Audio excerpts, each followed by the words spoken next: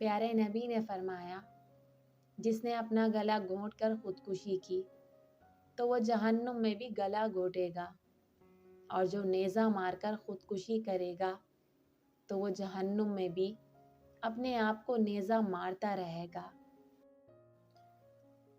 روز قیامت میری سفارش سے بہرہ مند وہ شخص ہوگا جس نے خالصتاً دل سے لا الہ الا اللہ کہا ہوگا۔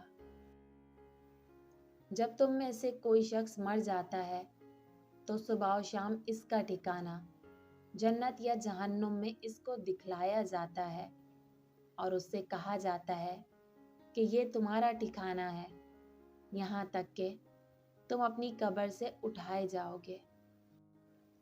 صحیح مسلم کی روایت ہے کہ نبی پاک صلی اللہ علیہ وآلہ وسلم نے فرمایا، تمہاری یہ آگ جس کو آدم کی اولاد جلاتی ہے جہنم کی آگ کا 70واں حصہ ہے۔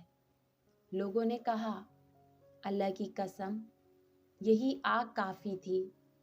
آپ صلی اللہ علیہ وآلہ وسلم نے فرمایا، لوگوں، وہ اس آگ سے 69 حصے زیادہ ہے، اور ہر حصہ تمہاری اس آگ کی طرح جلانے والا ہے۔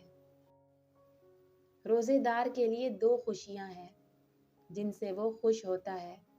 ایک، جب وہ روزہ کھولتا ہے تو خوش ہوتا ہے، اور دوسری خوشی جب وہ اپنے رب سے ملے گا تو اپنے روزے کی وجہ سے خوش ہوگا۔